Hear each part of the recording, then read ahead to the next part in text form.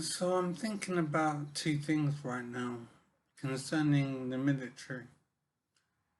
And one thing I'm thinking about is nuclear weapons. I'm thinking about nuclear weapons we have in England and America and how they're managed. Another thing I'm thinking about is the role of female soldiers in our military, and in particular how female soldiers compare to male soldiers. So first, nuclear weapons. What I'm thinking is that in our world, there are undoubtedly nuclear weapons that are primed and ready to be launched, aimed at, well, I don't have to be aimed anywhere, or is that just ready to be launched, but the destination has to be programmed in. I'm wondering how we manage our nuclear weapons. How do we make sure that no missile is ever launched by accident? How do we target them? How do we handle the instructions for launching a missile? How does the command structure work? And how is the order given to launch a nuclear weapon? And who launches the weapons? So who makes sure that they're functional and ready to go? I'm wondering about all the procedures, all the technologies that are in place to manage our nuclear weapons. I think it is very interesting and it is of concern. And I'm sure that they're managed very well. It's just amazing to know that there are nuclear weapons ready to be fired.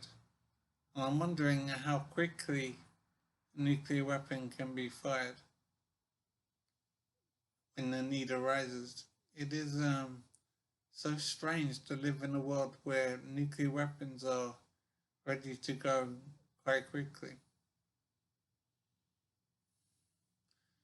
Another thing on my mind are female soldiers and how female soldiers compare to male soldiers.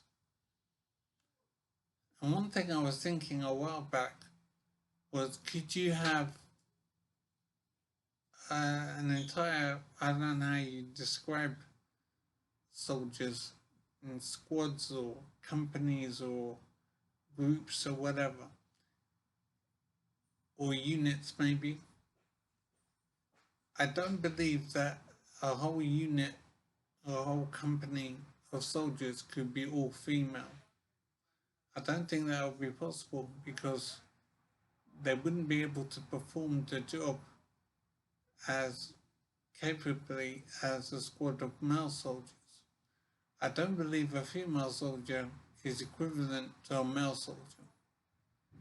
I think a female soldier is less capable. This is just about natural biology, it's about reality.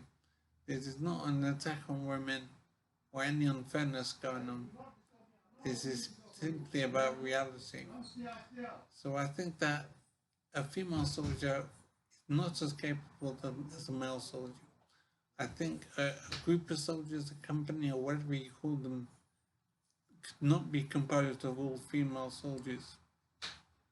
Most of the soldiers would have to be male to make sure the job could be done. And I think this is unfair on the male soldiers. I think that male soldiers need to do more work and take more risks than female soldiers. And again, this is not an attack on women, this is simply about reality. A female soldier is not equivalent to a male soldier, yet I'm sure that they are paid the same and have the same authority, etc. So some things are not right, and this is something that isn't right. But it is the situation we have now. It's always been an interest of mine, the roles of men and women in society and the unfairness of the treatment of men in society in many areas and the unfair advantage given to females in many areas of work, and soldiering is one area. And I think this is a big problem, and that's why I'm addressing it.